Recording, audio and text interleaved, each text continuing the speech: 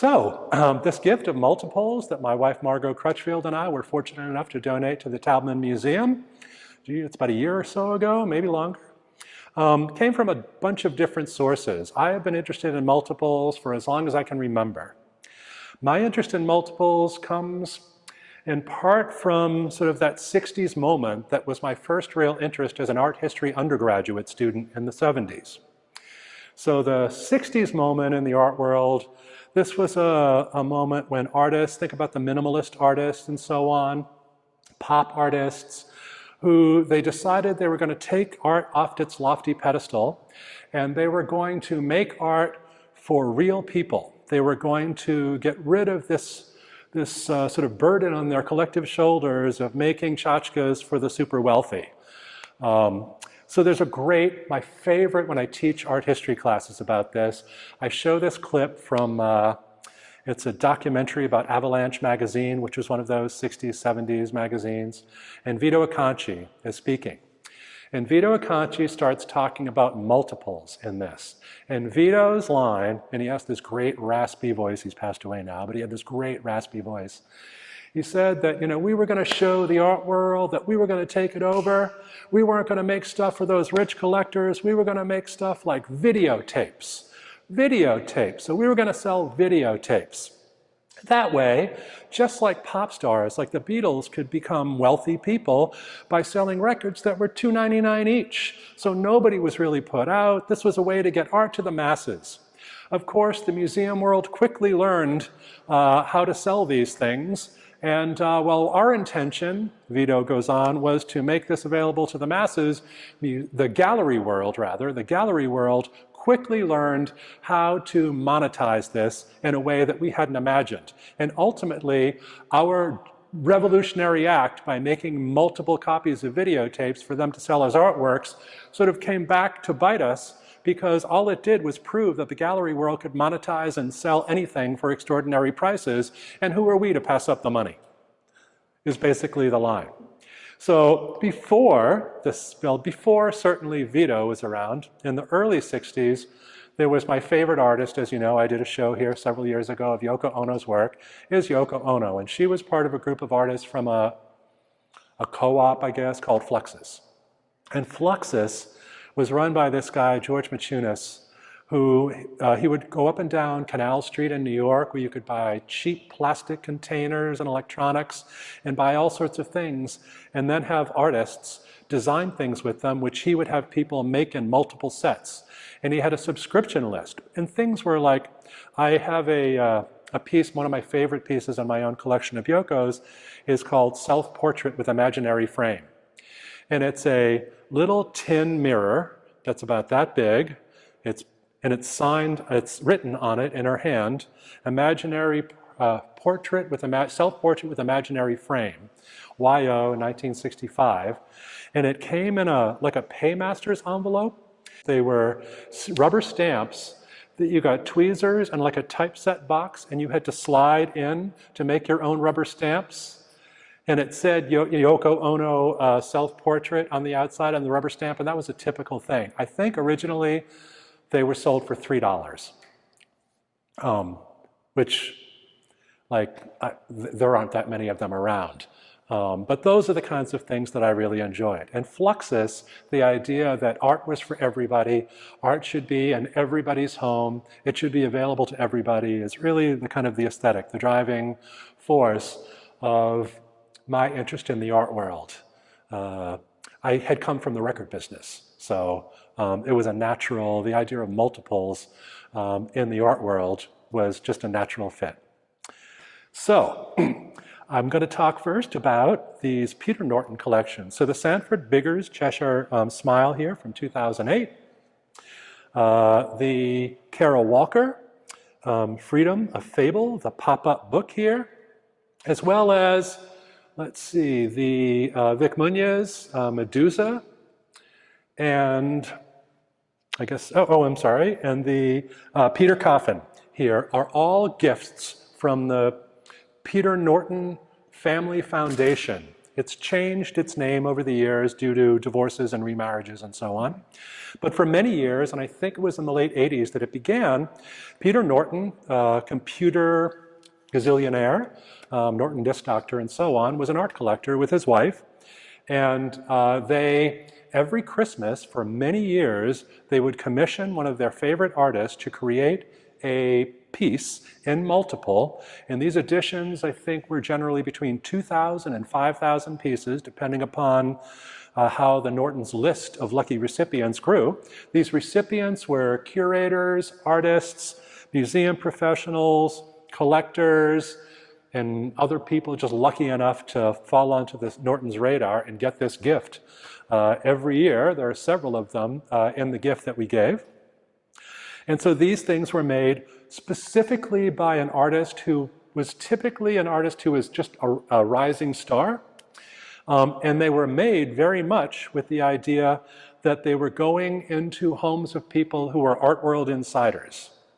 And to some degree, I would like to think that they were well aware that a lot of people who worked in museums didn't have the kind of disposable income to be buying the pieces that they were selling at Gagosian or Zwirner or one of those mega galleries. So it was a pretty cool thing. My favorite of these is this Kara Walker pop-up book. The book is Kara Walker's work, particularly from this period, but in general, is really tough work. It's about race. So Kara Walker is a black artist. Her dad is an artist. The year this came out, two major black artists, Betty Saar and Howardina Pindell, wrote a letter to anybody in the art world they could get it to. A fax, it was typically faxed, I think. And it basically said that Kara Walker was, I can't remember exactly what they said. There were lots of things that were kind of under the radar. At the time, Kara was married to a white German man. And that was sort of part of the ugliness of the big controversy that was sort of a little just below the surface. But they essentially accused her of handing rich white collectors an opportunity to pat themselves on their backs for their diversity, while at the same time selling out black culture. That's probably a bit skewed in terms of exactly what was going on in that particular letter, but it was a huge controversy. Her style at the time was almost exclusively cutouts that she cut out of black material and then waxed on the back and put on the wall. And they were typically, as is the case with this book, about plantation life and the horrific abuses perpetrated on enslaved peoples. This book is a very strange object. There's the page on the website is kind of the most outrageous page. I was surprised that it was there. And it's a black woman lying on the ground with a baby. When you open the page, a baby shoots out from between her legs. There are others where people are having sexual violence perpetrated on them by presumably the plantation masters. And it was, she talked about, if you look at interviews with her, she talks about always being fascinated by Gone with the Wind and conflicted. She had grown up in California and moved to Stone Mountain, Georgia as a young teenage girl, an adolescent girl, and it had a big impact on her. And her dad was an artist. So this is probably the signature Norton gift. It was hugely controversial. It threw the Nortons as if they weren't already major players, but it really threw them into the midst of what at the time, 1997, I've been in the art world since the early 80s. And I remember during this time in the 80s, we talked about multiculturalism. And then suddenly, and by the early 90s, we were talking about identity politics. And I mentioned in our off-the-camera conversation earlier that at a particular moment in the art world, because of National Endowment for the Arts funding requirements and other funding requirements, it became urgently needed. If you wanted to show your Fabergé eggs, you still had to prove that you engaged audiences of color, diverse audiences. So what was happening was museums were hiring black artists to come in as visiting artists to give lectures in February, but they weren't collecting them. So the art world, the gallery world, was out there looking for black artists because there was suddenly a market for these artists that there hadn't been, sadly. And a lot of the artists began to get attention from exhibitions and museums, and collectors bought them. It took a long time before the works that they were making actually were placed in museum collections. I'll leave that there without any specific examples because I think everybody was pretty much in the same boat at the time. But in the 90s, it became identity politics. And one of the kind of less pleasant things about this, it was genuine progress that was being made, racial progress in the art world, but it was, black artists were basically expected to make art that anybody could see was by a black artist, unless they could be standing there next to it. So the proper credit could be given to museums for being enlightened or whatever. This just blew everything up. Shortly after this, Thelma Golden in the early 2000s did a show at the Studio Museum where she introduced the notion of post-black art. And post-black art, as best I can suss it out, essentially means artists shouldn't have to make work that clearly establishes them as black artists. There was also discussion, I remember at the time, about if you don't identify a white artist. But then the pushback there would be that the white artist basically shared a cultural background with most of the people who were in the museums. So she's a major, major artist to my mind. I had the pleasure when I was in grad school in the 90s, right around the time this came out, because I started grad school in 96. She was a visiting artist and I got to take her to lunch with some grad students. She was really having a hard time with all the controversy, as you can well imagine. But she's sustained. She makes watercolors now. Her practice has opened up considerably. She's still a major exhibiting artist. So many years ago, I'd been really fascinated by multiples for a long time, as I mentioned, as a young art history student. I decided I was going to do an exhibition at a University of Akron gallery. We didn't really have a big budget to be borrowing, as I'm sure you're well aware. Just borrowing an object, you're not necessarily paying for the loan of that object, although sometimes museums will charge you. You're paying massive amounts of money for things to be crated and shipped, and it's really expensive. So I wanted to do a show of multiples, because for me, multiples are a great way for not only people to actually have stuff in their homes and collections and have a connection to art and art making and creativity, but they're a great way for smaller museums to provide a breadth of different types of artists, different types of art, relatively inexpensively. And these were pretty inexpensive. So I did a show, and one of my favorite things in this show was I had a bunch of perfume bottles made by artists, starting with Salvador Dali, Leonora Fini, Niki de Sanford, whose bottle is here, Sol LeWitt, and I believe a few others whose names don't immediately come to mind. But we found this antique display case from like the 30s or 40s, and brown mahogany with the curved glass thing, and they were in it. And it was my favorite thing about the whole exhibition. It looked so cool. It would be really neat if you could walk into a department store and buy these things today. I think Niki still has some variation. Niki's passed now, but I think there's still some variation of her perfume bottle that's less ornate than these, which are among the originals there.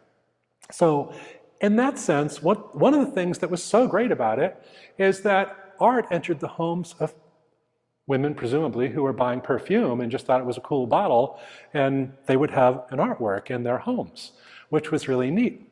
Likewise, the Yoshitomo Nara behind here, the Pup Cup, during the exhibition, we had 3 of them, and they got batteries and they're motorized. And during the entire exhibition, we had to change the batteries because one of them just crawled around the floor like a robot vacuum for the entire day. It was the coolest thing. And it's a toy. And there are a lot of artists. There's another artist, Daniel Oates. I don't know that I gave a Daniel Oates, who's an artist who made toys for children. So there's this whole other genre of children's toys made by artists. I believe you got a Murakami plush toy, and also this Murakami over here. So this Murakami here from 2003 is called Ms. Ko 2, Go Square, I guess, and she is a variation. She's the, what does they call her, blonde BT edition. And the BT magazine that it actually comes as a bonus gift with is the #1 art magazine in Japan. And BT does this sort of thing a lot, Bijutsu Teko. And Ms. Ko's in it. But she actually, if you look online, you'll see that it's from the, it doesn't say it here, but it's from the Superflat Museum collection. And I think you also got a Superflat Museum. And the Superflat Museum collection, again, this toy idea, I think it's otaku culture, the sort of the geeky anime culture that was so prevalent in Japan during this period. There was a huge, huge market for dolls, expensive dolls, highly crafted dolls representing anime characters from movies. And so Murakami, Takashi Murakami, the artist here, decided he was going to, he had a theory of superflat. His theory of superflat comes from a couple of places. It's about the flatness of high and low culture, the sort of lack of division between high and low culture, but it also refers to the sort of flatness of perspective that Westerners expected from Japanese painting of a certain period. Japanese actually painted, the kind of perspective that we know as Westerners along with it at certain points. But this is how it became known in the West during the 1860s, 1870s, and Impressionism.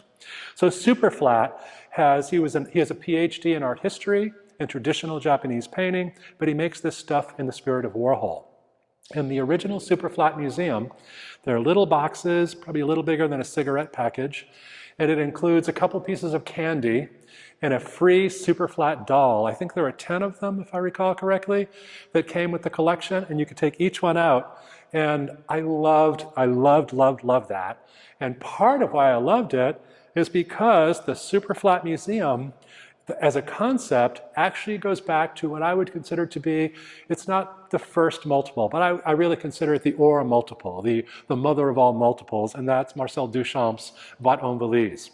Duchamp, when he fled Europe during the Nazi encroaching on Paris, began a project in the late 30s where he had miniature replicas of all of his most famous pieces made by artisans all over. So there's a little urinal that was made by one craftsperson. There's a bottle of air, a little glass tube that was made by another artisan. And he very carefully sort of farmed out this work and then assembled them and had them shipped to New York in anticipation of his arrival there. Where he showed it for the first time at the Peggy Guggenheim Art of this Century Gallery, but they sold for $200 each, and it was literally a case that had a miniature retrospective of Marcel Duchamp in it. And I just thought that was the coolest thing. You're well aware that there's actually the newest edition of this Boîte en Valise. There were, I think, 7 editions up to the 1968 edition authorized by Duchamp. Duchamp passed away. And the next edition came out in 2016, but it's a multiple of the edition G, which was the 1968 edition. So it's a multiple of a multiple. And it's just so cool. And it's Duchamp. So he's the guy who turned a toilet upside down and called it art. The originator. Before the 60s happened, Duchamp was 60s for sure. And this sort of speaks to that as well. The figures themselves they absolutely represent sort of the otaku culture that he bases all of this on. So this is my favorite piece.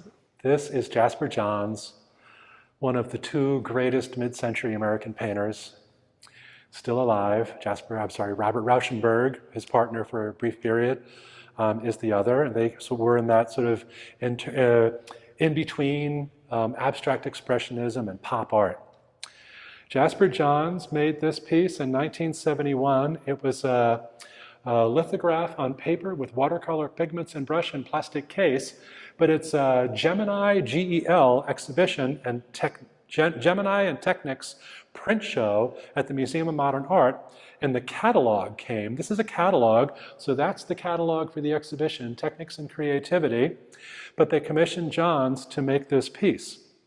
And I love this Jasper Johns. Jasper Johns, when he began becoming popular in like 1955 to 58 is when he really hit it big, made targets and flags out of encaustic paint. And these were the themes that were repeated over and over again during this particular period of his work.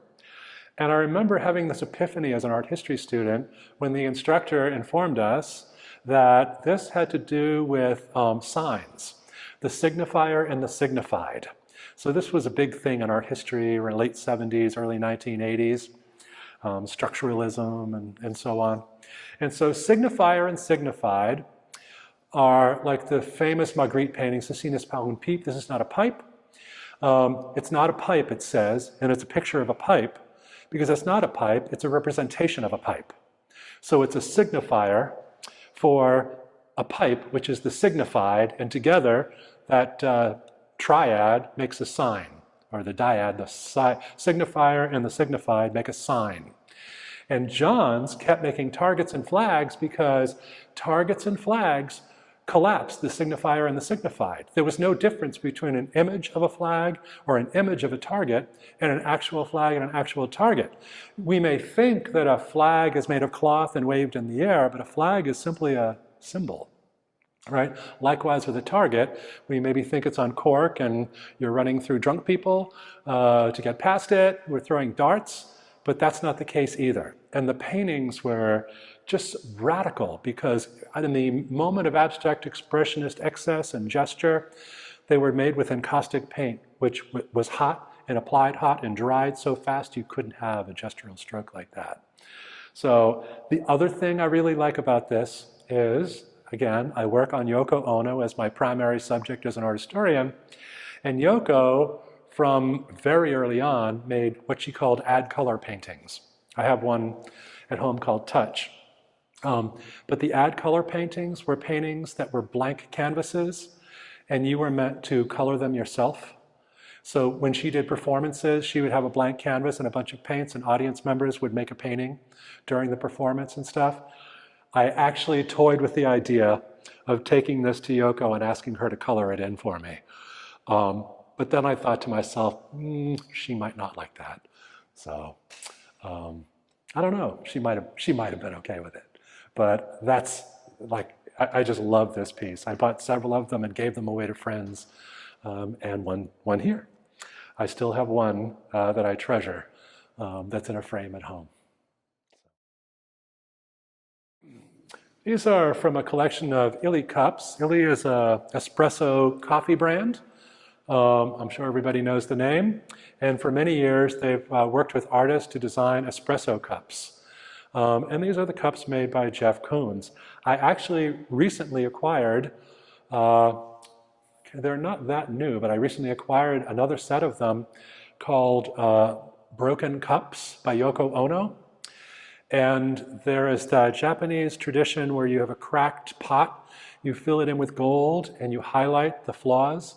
So Yoko, these cups aren't actually cracked and filled with gold filigree, but they're made to look that way, and each one has a saucer with an instruction piece by Yoko on it. And then she also has the unbroken cup, which is kind of funny because it's literally just a little white cup, which is perfect for Yoko, but probably not what people are expecting about an artist cup coming from Illy. So I just acquired that other set. And I just love them. I want to put them on a mantelpiece because they're something you can walk up and look at them, but then you see the writing and there are different instruction pieces on each of them. Jeff Koons, I just thought it was pretty cool. This is, I think, during a period when he and his wife, or his ex-wife, were fighting over custody of the young child. at the time. He's, I'm sure, a full-grown adult at this point, and he began making these kind of children's toys imagery, which were kind of fun imagery for these illy cups. So the Vic Munoz plate here, I mentioned it earlier when we were talking about the Peter Norton Family Foundation holiday gifts each year. This was far and away my favorite one. I just couldn't see myself hanging plates up in my house, though. It made me feel like my grandmother if I did that. But it's so cool. Vic Munoz, if you know this artist, is famous for making images out of things like dust or garbage, which he meticulously assembles to create an image, then photographs, and then destroys the actual object itself. So again, this is kind of a really cool multiple because there is no original, so it's not really it is a reproduction, but it's a reproduction of something that doesn't exist. And it's the Medusa, and it also looks like a shield, which Medusa was often on shields, and it's made entirely out of pasta and marinara sauce, sitting on a plate. Every bit of that is made out of pasta. He photographed it when it was done right, and then had it printed on these plates, which I thought was a pretty cool thing. At the sort of opposite end of the spectrum, right above there, this is a 1969 paper plate by Roy Lichtenstein. So there was a shop, Marion Goodman, who is one of, I would say Marion Goodman is certainly among one of the top 10 art dealers in the world today, probably closer than 10. But she started out running a shop with multiples, and she commissioned artists to do things like paper plates, like Roy Lichtenstein. That's how she began in the art business. And the paper plates, you know, you buy a pack of 100, I don't know, who knows what they were, $5 or something. I just saw one for like $985 turn up on ArtWise or one of those sites that auctions art things off. But it's literally just a printed paper plate. And it just, to me, it was just the coolest thing to get this paper plate. I think, again, I got another one and gave it away to somebody. I can't remember. They're multiples, so they don't, if you buy them at the right time, it's not really that much.